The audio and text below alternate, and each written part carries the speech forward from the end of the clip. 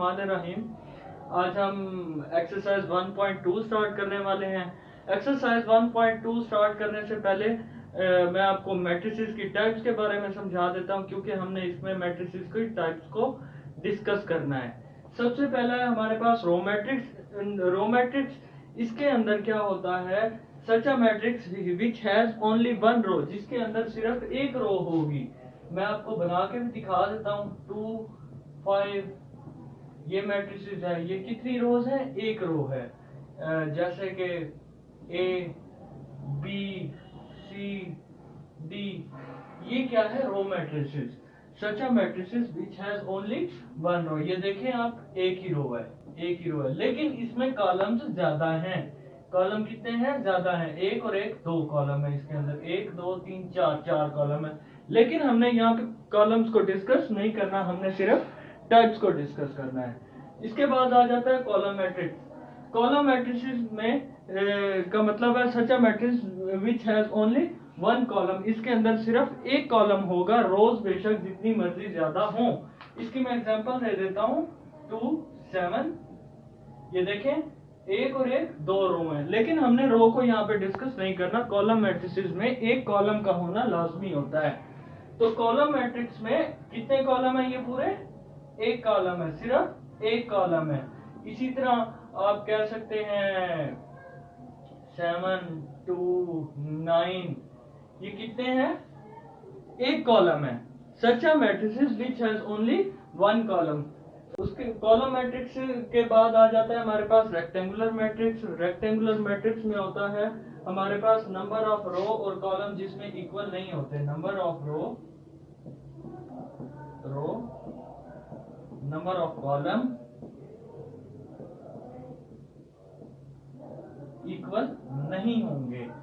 एक की रो ज्यादा होगी तो दूसरे के कॉलम ज्यादा होंगे। अगर एक के कॉलम ज्यादा होंगे तो दूसरे की रोज हमारे पास ज्यादा होंगी। जैसे 1, 2, 3, 5, 7, 9। अब इसके अंदर कितनी रोज हैं? एक और एक, दो रोज हैं। इसके अंदर कितने कॉलम्स हैं? 1, 2, 3। तो नंबर ऑफ रोज और कॉलम इक्वल नहीं है। इसी की मैं एक और एग्जांपल ले लेता हूँ। 1, 2, 5, 7, 9, 10। इसके अंदर हम देखते हैं कितनी रोज है? 1, 2, 3, 3 रोज हैं और 2 कॉलम है। मतलब नंबर ऑफ रो और कॉलम इक्वल नहीं होते। इसी तरह स्क्वायर मैट्रिक्स इसके बिल्कुल उलट है। स्क्वायर मैट्रिक्स में हमारे पास क्या होता है? हमारे पास नंबर ऑफ रोज और कॉलम इक्वल होते हैं। Number of row, number of column, number of rows और नंबर ऑफ कॉलम हमारे पास इक्वल होते हैं। जैसे मैं एक एग्जांपल दे देता हूं। 1, 2, 7, 9। इसके अंदर 2 कॉलम्स है और 2 रोज है। मैं एक और एग्जांपल दे देता हूं। 2, 3, 5, 7, 9, 1, 2, 7, 8। इसके अंदर भी हमारे पास नंबर ऑफ रोज और नंबर ऑफ कॉलम इक्वल है। तो ये दोनों कौन से? स्क्वायर मैट्रिक्स है। और ये क्या है? रेक्टेंगुलर मैट्रिक्स है।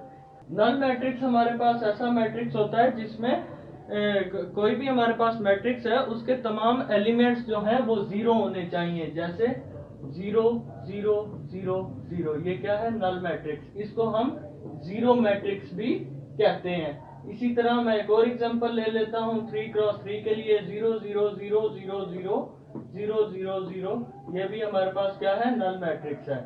इसी तरह ये भी हमारे पास क्या है? नल मैट्रिक्स है। तो ये हमारे पास हो गया नल मैट्रिक्स या zero matrix. Matrix is such a matrix which is formed when we convert rows into columns and columns into rows. जब हम rows को columns में convert करते हैं और column को row में convert करते हैं तो हमारे पास क्या आ जाता है? Transpose matrix.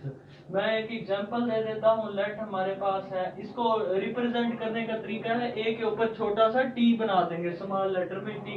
हमारे पास ए मैट्रिक्स है, मिसाल के तौर पे 2, 3, 5, 6, 7, 9। ए का ट्रांसपोज लेंगे, ए के ऊपर छोटी सी टी लगा देंगे, तो इसके ऊपर भी हम टी लगा देंगे। अभी हमने इसको कन्वर्ट नहीं किया, मैं आपको बताऊंगा कब कन्वर्ट करना है। देखें, ये ट्रांसपोज लगा रहा हूं मैं, इसके ऊपर भी टी लगा दिया है, इसके ऊपर भी टी लगा दिया है।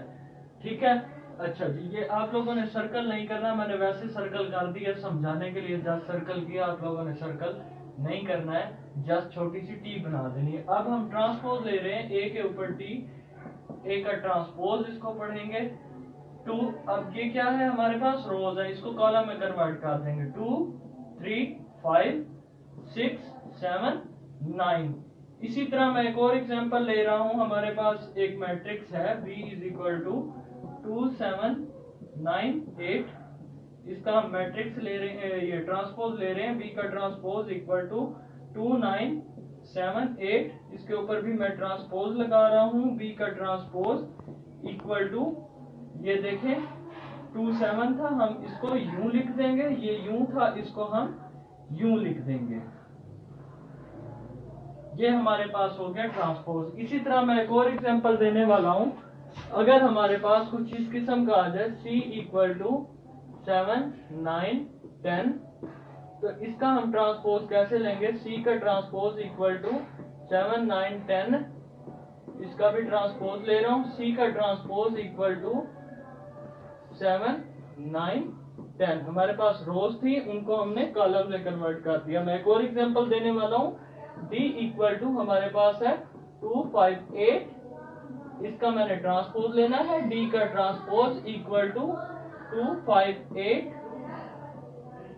इसका भी ट्रांसपोज, D का ट्रांसपोज इक्वल टू, अब हम ट्रांसपोज की अलामत हटा देंगे 2 5 8। हमारे पास कॉलम को हमने रो में कन्वर्ट कर दिया। देखें, जब हमने कॉलम को रो में कन्वर्ट किया, फिर हमने ट्रांसपोज की अलामत नहीं लगाई, ट्रांसपोज का साइन नहीं लगाया, जब हम कन्वर्ट कर चुके थे। ये हमारे पास हो गया ट्रांसपोज ऑफ मैट्रिक्स।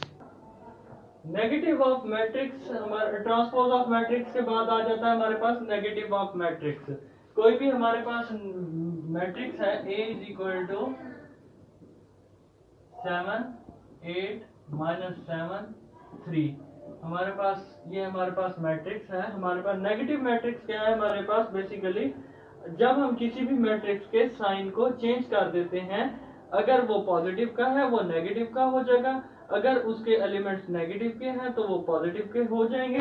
तो हमारे पास क्या आएगा, नेगेटिव मैट्रिक्स। अगर नेगेटिव मैट्रिक्स हम फाइंड करेंगे तो हम मैट्रिक्स का साइन भी चेंज करेंगे। अब हम हमारे पास ये मैट्रिक्स है, हम इसका नेगेटिव मैट्रिक्स लेने वाले हैं। इसके लिए हम A के शुरू में माइनस आ गया, हमारे पास 7 प्लस का था, ये नेगेटिव का 7 आ गया, और हमारे पास 8 प्लस का था, नेगेटिव 8 आ गया।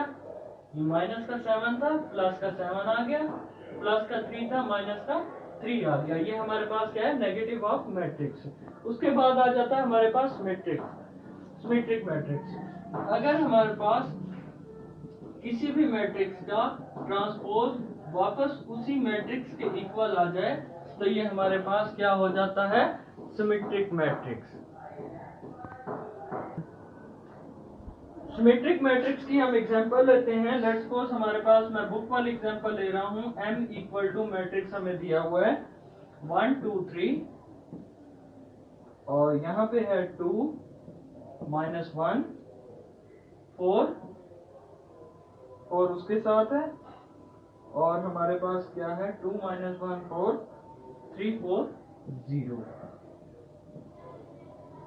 हम इसका सिमेट्रिक फाइंड कर रहे हैं। सबसे पहले इसका हमें ट्रांसपोज लेना पड़ेगा। M का ट्रांसपोज इक्वल टू 1 2 3 2 -1 4 3 4 0। हम इसके ऊपर ट्रांसपोज लगा लेते हैं।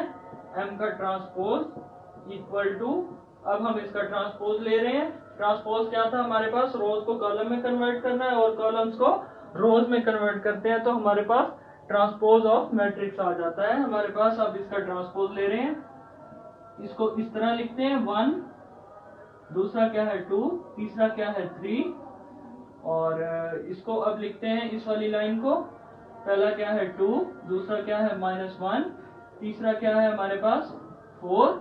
अब इस लाइन को लिखते हैं 3 4 0।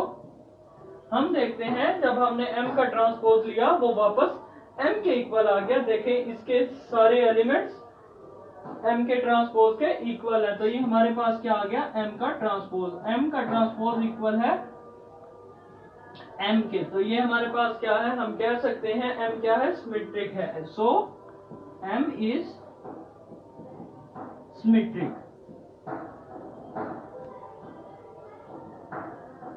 इसी तरह मैं एक और, लेट मेरे पास कोई मैट्रिक्स है 7 9 2 3 1 0 7 2 5। हमने इसका हमने चेक करना है ये सिमेट्रिक मैट्रिक्स है या नहीं है। सबसे पहले इसका ट्रांसपोज लेते हैं, टेकिंग बोथ साइड ट्रांसपोज। 7 3 7 9 1 2 2 0 5। इसका हम ट्रांसपोज ले रहे हैं, ट्रांसपोज लेते हैं, ये क्या हो जाएगा 7 9 2 3 1 0 7 2 5। हम देखते हैं जब हमने ट्रांसपोज लिया तो ये वापस B के एग्जैक्टली इक्वल नहीं आता। हम कहते हैं B का transpose is not equal to B। तो ये हमारे पास क्या है, सिमेट्रिक नहीं है, नॉट सिमेट्रिक। नॉट सिमेट्रिक मैं लिख रहा हूं, B इज नॉट सिमेट्रिक। ये हमारे पास क्या हो गया, सिमेट्रिक मैट्रिक्स। सिमेट्रिक मैट्रिक्स के बाद हमारे पास आ जाता है स्क्यू सिमेट्रिक। स्क्यू सिमेट्रिक में क्या होता है, ए का ट्रांसपोज इक्वल होता है -a के, या किसी भी मैट्रिक्स का ट्रांसपोज उसके नेगेटिव के इक्वल होता है। मैं एक एग्जांपल ले लेता हूं, ए हमारे पास दिया हुआ है, हम इसका ट्रांसपोज लेते हैं। ए का ट्रांसपोज इक्वल टू, हम इसके ऊपर ट्रांसपोज ले रहे हैं -3 2 0 -1 3 1 0। इसका हम ट्रांसपोज ले रहे हैं, बहुत सारे ट्रांसपोज ले लिया। अब हम इसको ट्रांसपोज को खत्म करेंगे, हम इसको रो को कॉलम में लिखेंगे 0 2 3 -2 0 1। सॉरी, मैं इसको इसकी लेंथ इंक्रीज कर रहा हूं, -3 -1 0। हम देखते हैं ए मैट्रिक्स के इक्वल आ रहा है, यहाँ पे 0 0 -2, ये चेंज आ रहा है -2। अच्छा, इसके बाद हम क्या कहते हैं, नेगेटिव को कॉमन ले लेते हैं। ए का ट्रांसपोज इक्वल टू नेगेटिव हम कॉमन ले लेंगे। 0 नेगेटिव शुरू में आ गया, 0 ये नेगेटिव था शुरू में आ गया तो ये 2 हो गया, माइनस था शुरू में आ गया, ये 3 प्लस का हो गया, ये प्लस का 2 है तो ये माइनस का हो जाएगा क्योंकि हमने माइनस कॉमन लिया है। ये 0 आ गया, माइनस का 1 था, ये प्लस का 1 हो गया, प्लस का 3 था, माइनस का 3 हो गया, प्लस का 1 था, माइनस का 1 हो गया, 0 वैसे का वैसे। हम देखते हैं ये एग्जैक्टली इक्वल आ रहा है, 0 0 2 2 3 3 -2 -2 0 1 -3 -1 0 -3 -1 0। हम देखते हैं ये ए के इक्वल है, हम कहते हैं ए का ट्रांसपोज इक्वल टू -a। तो ये हमारे पास हम कह सकते हैं A is skew symmetric. Skew symmetric A हमारे पास क्या है, स्क्यू सिमेट्रिक है। ये हमारे पास हो गया स्क्यू सिमेट्रिक मैट्रिक्स। इसके बाद हमारे diagonal matrix. A square matrix is called diagonal matrix if at least any one of entries of its diagonal is not 0 and non-diagonal entries are 0। जो non-diagonal entries होंगी वो 0 होंगी और जो डायगोनल की एंट्रीज होंगी वो उसमें से एटलीस्ट एक नॉन जीरो होनी चाहिए। मैं आपको समझा देता हूँ, 1 0 5 2 5 7 9 10 11। अब देखिएगा ये हमारे पास क्या है, ये हमारे पास क्या है, डायगोनल है। उसने डेफिनेशन में क्या कहा है, डायगोनल की एंट्रीज नॉन जीरो होनी चाहिए और बाकी एंट्रीज जीरो होनी चाहिए। यहाँ पे भी जीरो होगा, यहाँ पे भी जीरो होगा, यहाँ पे भी जीरो होगा, ये दोनों भी जीरो होंगे, तब जाके ये डायगोनल मैट्रिक्स होगा। एक और मैं एग्जांपल दे देता हूँ, 5 0 0 10 0 5 0 7 9 1। अब उसने कहा है एटलीस्ट उसकी डायगोनल की एक एंट्री जो है वो नॉन जीरो होनी चाहिए, बाकी सब जीरो होनी चाहिए। हमने एक बेशक एक को जीरो कर दिया, बाकी तमाम जीरो होनी चाहिए। ये मैं यहाँ पे जीरो करने लगा हूँ, यहाँ पे जीरो कर दिया, यहाँ पे जीरो कर दिया, यहाँ पे जीरो कर दिया। मैं एक और एग्जांपल दे देता हूँ। 5 0 0 0 2 9 10, सॉरी यहाँ 0 0 9, यहाँ पे भी 0। हम देखते हैं कि ये डायगोनल की एंट्रीज जो है वो तमाम एंट्रीज नॉन जीरो है, बाकी तमाम एंट्रीज जीरो है। इसके अंदर भी तमाम एंट्रीज जीरो हैं। उसके बाद आ जाता है scalar matrix, a diagonal matrix in which all diagonal entries are same. Diagonal entries same होनी चाहिए, 1 1 1, यहाँ 0 0 0 0 0 0। इसको हम आइडेंटिटी मैट्रिक्स भी कह सकते हैं, क्योंकि यहाँ पे 1 आ गया। मैं अभी फर्क समझाऊंगा इन दोनों का स्केलर मैट्रिक्स का। यहाँ पे k आ गया, 0 0 0 k 0 0 0 k। इसी तरह एक और मैं एग्जांपल दे रहा हूँ, यहाँ पे 7 0 0 0 7 0 0 0 7। डायगोनल की एंट्रीज सेम होनी चाहिए, 7 होगा तो 7, k है तो k, 1 है तो 1। आइडेंटिटी मैट्रिक्स स्केलर मैट्रिक्स से मिलता जुलता है, लेकिन इसमें डायगोनल मैट्रिक्स की तमाम एंट्रीज 1 होनी चाहिए, जैसे इस मैट्रिक्स में दी हुई है 1 0 0 0 1 0 0 0 1। इसी तरह मैं 2 क्रॉस 2 को बना देता हूँ, 1 0 0 1। ये हमारे पास क्या आ गया, आइडेंटिटी मैट्रिक्स।